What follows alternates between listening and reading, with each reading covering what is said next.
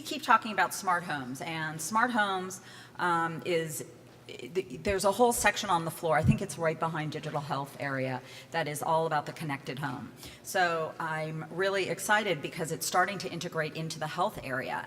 And so the next session is really about how sensors, how connected homes are kind of coming together and serving not only the senior population, but everyone. So I'd like to welcome to the stage Jeff Makowka, Senior Strategic Advisor of Thought Leadership at AARP, who's going to be leading the next session. So let's welcome him to the stage. Thanks.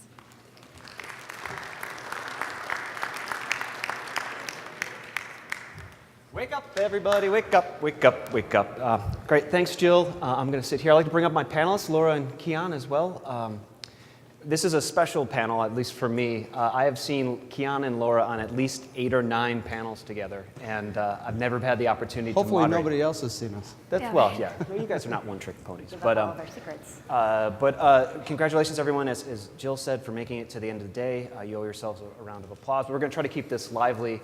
My favorite moderator style is to try to get the panelists to fight Jerry Springer style. So I think we can probably pull that off. We've done it before. Yep. And so, as Jill mentioned, we're getting to an era now where there's a convergence between smart homes, automated homes, and health, and from our perspective, keeping older people engaged and healthy in their common and familiar environments. So Independa and GrandCare are 2 trailblazers, really, in this industry. And so I want to give you guys a chance to talk about your companies, but I wanted to switch it up a little bit. I was wondering, Laura, could you introduce Independa? Sure. And could you and Kian? No, I'm joking. So, Laura, tell us a little bit about GrandCare, your journey in this space. Yeah, so thanks. GrandCare is really a pioneer in the industry. We started in 2005, which we always say is like dog years in this industry, so we're really 77 years old. And we are an engagement tool that helps to enable seniors and anyone actually that wants to stay independent at home in their homes for longer. So we use a variety of sensors, telehealth devices, activity of daily living sensors, and then the heart of the system is what we call the patient engagement tool, and that's a big touch screen that has HIPAA-compliant video chat on it. It has all sorts of entertainment, socialization, family connection features, as well as instructions for how that they can, take their medications on time, remind them to do things, their daily schedule, and things like that. Great. And Kian? Thanks, Jeff. So what we have is a cloud-based HIPAA-compliant FDA service that actually delivers to the TV. So LG is an investor and embedded inside the TV to the care recipient in their home, but also we focus quite a bit on the enterprise market, so senior living communities and engaging someone as a resident, whether they're in their own home or in a community. And like Laura mentioned and Jeff's talking about also, it's really all about how do you provide remote visibility and care in an effective way when you can't be there. So using sensors, whether it's home automation, home control, or obviously the health sensors, in fact safety as well, to combine all that in a single integrated view that you can help manage someone's life from a distance. So I guess thank you for giving the overview, but I want to try to keep it less infomercial and more about trends, because you guys are literally experts. You guys have invented this industry. So there's a huge need, we know that. AARP's research shows that 9 out of 10 people want to stay in their home for as long as possible. The technology's been there and it's improving. So why hasn't it taken off? Not that you guys aren't doing a great job with your development and marketing, but what's the barrier that we need to overcome so that more people are staying healthy in their homes? Yeah, I think one of the biggest barriers in this industry is reimbursement. I think it's a matter of, which is changing. I think it's a matter of when, not if. But I also think that it is going to significantly change with the backdrop of the Affordable Care Act, and I think that has already shifted how folks are really viewing the healthcare system and the fact that hospital readmissions are a problem and that is costing the taxpayers a lot of money. So with Medicare no longer reimbursing for that, I think that that's how it's going to shift. That's not really answering your question, but I think that the barrier so far, and actually I found this out at AARP, is that no one's actually getting older. So we when we ask our clients if everybody knows somebody that this technology is perfect for, it's just not them or their parents who are profoundly acute and physically able.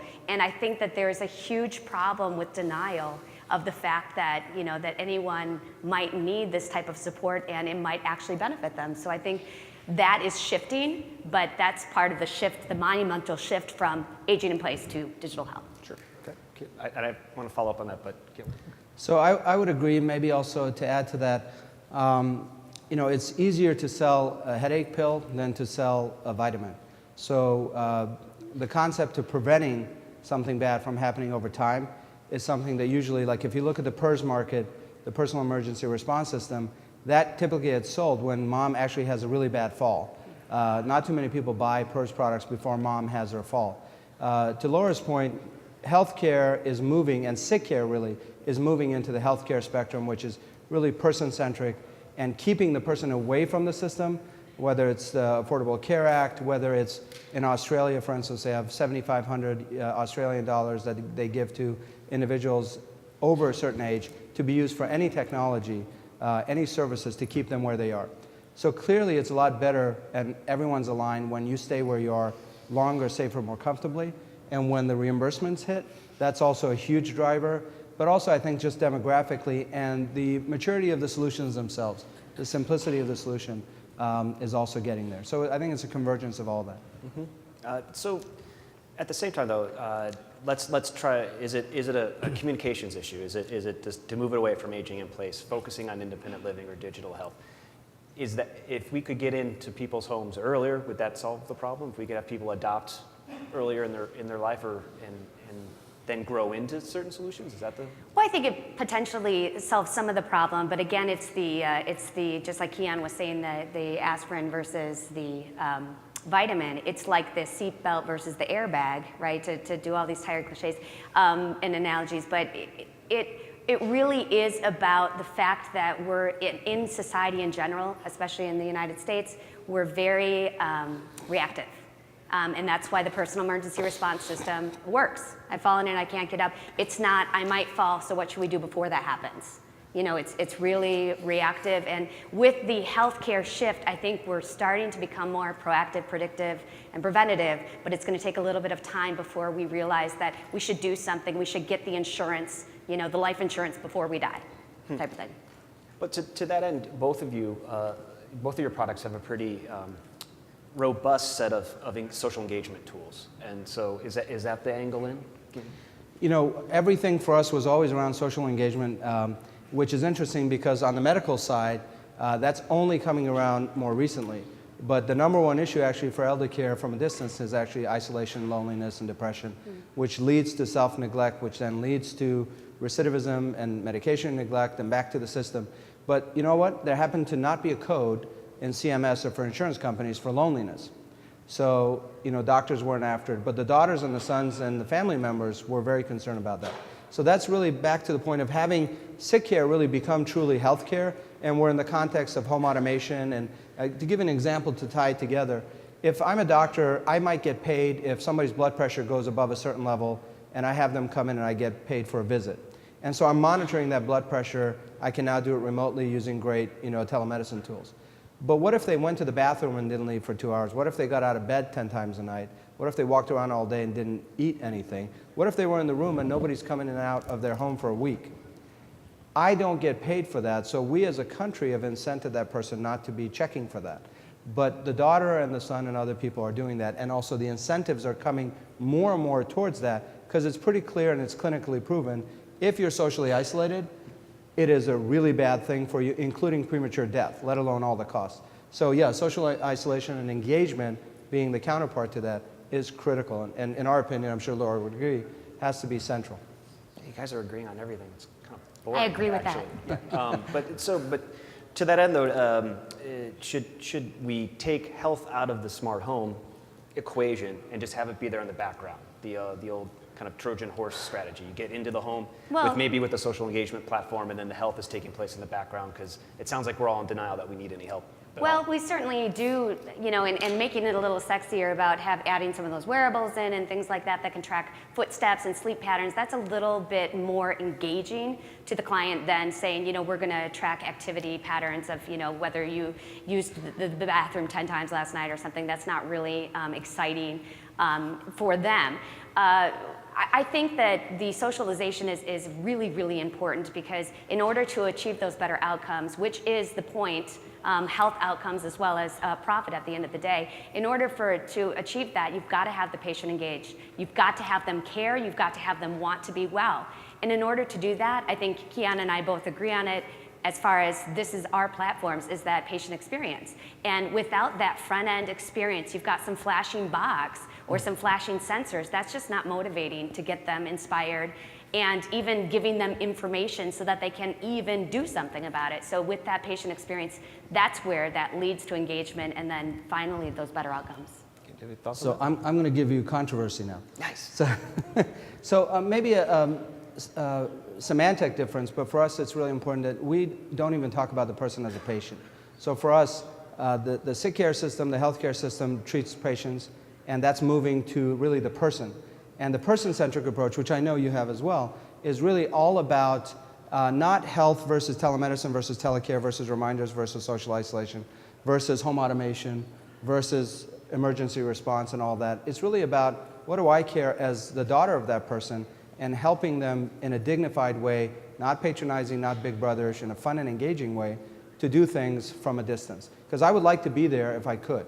But being I'm 2,000 miles away and have my own kids and family and so forth, and I'm going to alternatively look at $3,000 or $4,000 a month as a cost. So if you buy either one of our systems, if you delay that move by 1 month, you pay for a lifetime use of the system. So that's where I think the dynamics is.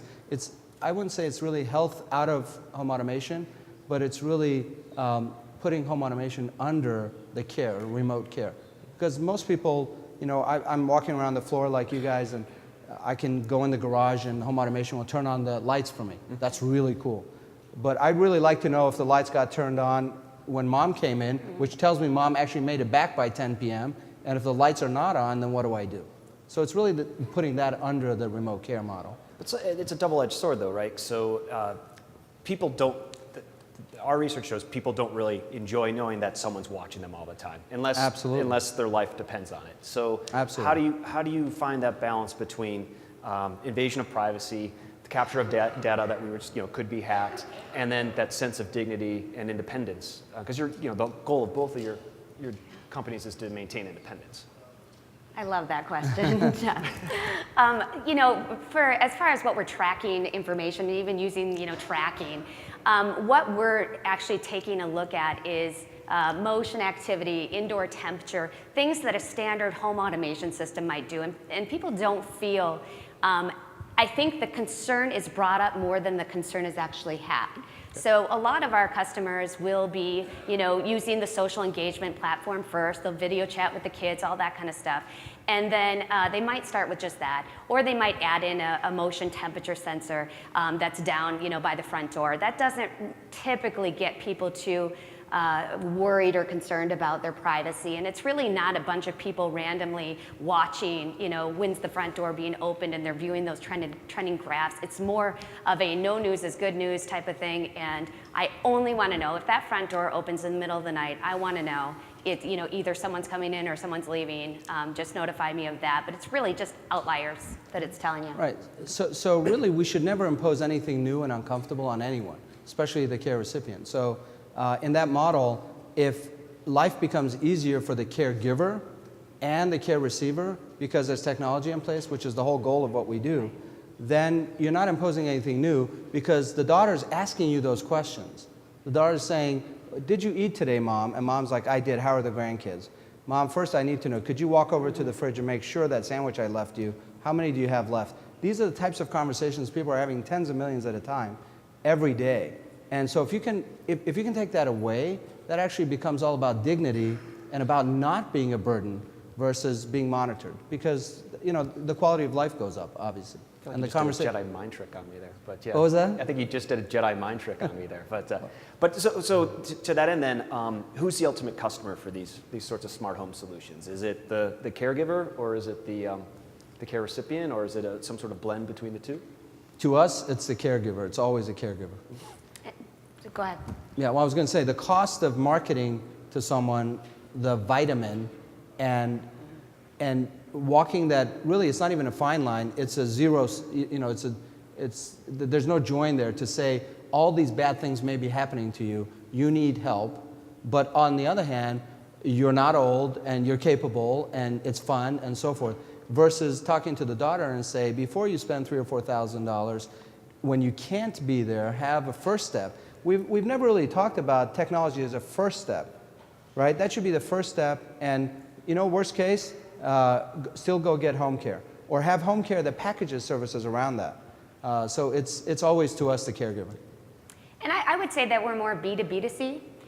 So the caregiver will benefit from it, but it's typically some type of professional aging service organization or professional caregiving, whether it's a healthcare professional or just a home care professional, that we encourage them to wrap their services around the GrandCare technology and provide better care. We joke that you can be a professional caregiver, but you're only benefiting maybe one person at a time. We like to turn man-on-man caregivers into zone caregivers so that they can actually amplify their expertise to more folks at once. And like Kian was saying, it's super great when the conversation isn't all about, what's your blood pressure today, what's all this, and instead it's just talking about the grandkids, video chatting with them maybe, and it's just much more nicer and more pleasant for the customer themselves. So even in your channel, the B2B2C, who usually initiates that relationship with the professional caregiving service? It typically would be a home health provider. Our latest shift is really going more towards the healthcare systems, the ACOs, the newly formed ACOs, accountable care organizations, and other people that are trying to keep individuals out of the hospital, manage comorbidities, manage chronic diseases, and just keep someone healthier. So that could be along any part of the continuum of care. It could start when someone just has high blood pressure and they're, other than that, totally fine. Or maybe isolated, they've retired, maybe a spouse dies, they want to be video chatting with people. But it really just depends on where we are in the continuum. There's no real concrete answer to that question because it can be any professional caregiving. We have end-of-life patients. We have patients that are just managing chronic conditions in their 60s. To add to that, in our case, going back to our partnership with LG, they have 50 to 70% of the commercial TV market in the country and pretty much worldwide.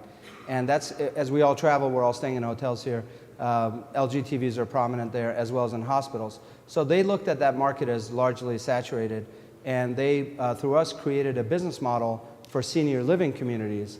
So that B2B2C for us is really focused quite centrally on the senior living, independent living, assisted living, short-term rehab, and so forth, using the TV as the interaction vehicle that everyone has in their room.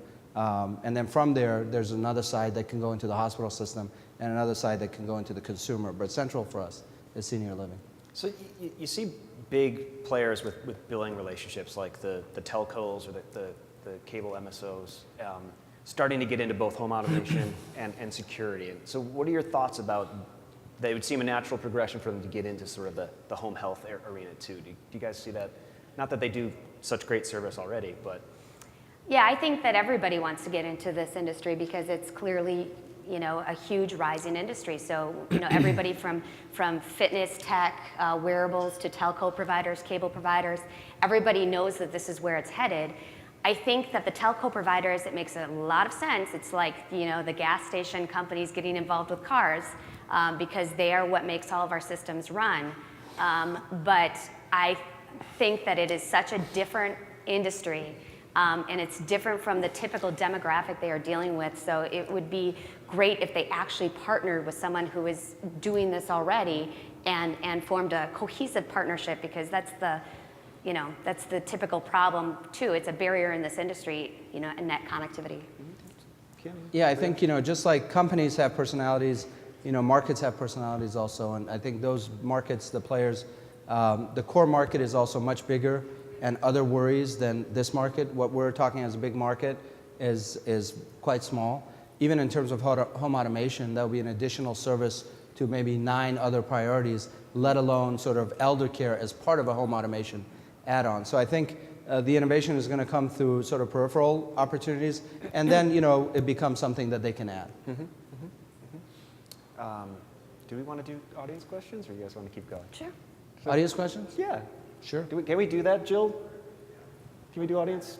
Only if someone has a question, though. Yep, right here in front. Are we running mics or just? Here comes. We have one right here, Jill. He's going to the mic. I can't see anything. Oh, their mic's there. Hello. You mentioned that payers were coming along, incentives are falling into place. Did I hear that correctly? I think that well, right now 17 states reimburse for telehealth and video chat, according to ADA. I think that it's a matter of when, not if. I mean, clearly CMS is talking about all sorts of reimbursements. They're reimbursing for certain things. It's just, getting through the red tape. The nature of the question is just what else are you seeing that are signals that reimbursement for your kinds of offerings are coming? Well, Go ahead. I was going to mention a big signal is the collapse of our economy if we don't reduce the cost. So at 17% going to 20%, none of us can sustain. And you need to keep people away from the system. And unless you have methods of payment that further incent people to stay away, it's been proven, again, the vitamin versus the pill is not necessarily working on its own. So I agree. The trend is definitely towards that direction. And I don't know whether that happens at 18% or 19%, but somebody caused Australia to do what they do. Somebody, there's countrywide as well as regional-wide systems like this in all over Europe, different places. So it's not like we have to invent anything new. We just have to look at models. The challenge is the special interests that say, you know what, if we do that, there's less people coming into the hospital. So that's really the challenge. It's not like it's some unbelievably complicated situation. It's just the payment is changing a little bit at a time with a lot of resistance because the $1 trillion of waste is actually other people's profit. So that's really, it's going to take a little bit of time. And Apple and Google coming into the space is certainly not going to hurt. They've already significantly impacted FDA. So, MDDS is gone now, and so it's just class 1 medical devices, same thing as MDDS. So that was in part because of Apple and Google coming into the market. So that kind of disruption is going to be great for our industry. Okay, good. Someone's singing. Jill, was there anybody else? You can ask Yeah, a please question. ask the question. Was there any else? I can't really see anything. So. Thank you for that question. Any other questions? Any other questions out there? There's a question. So quick question for you. In the healthcare market, is the only market where you have so much fragmentation and a lot of different people pushing for different areas. So you talk about the hospital. The hospital actually would like to have more people inside so they make more money. The insurance doesn't want it to do that because they want to spend money. Right. The consumer has no choice either way because they have to belong to insurance and they have to be healthy at the same time, but there's no incentive for them to be healthy. So what I've been seeing during the last 10 years in healthcare is there is this weird morphing or movement. But what I don't see yet is what's the solution. Because I know that we're getting better this year once the reimbursement becomes a little better. Yep. I also know that consumers are getting a little more aware. But I think that for the consumer to really understand if they should go to hospital A or hospital B, they should know how much it costs. And today, you don't know. You can break your leg and you can go anywhere the insurance pays and you never know how much it costs. So Right. And you are out of the equation. So how do you guys think that us in the digital industry will be able to even modify that, to make that push becomes a little better for everyone?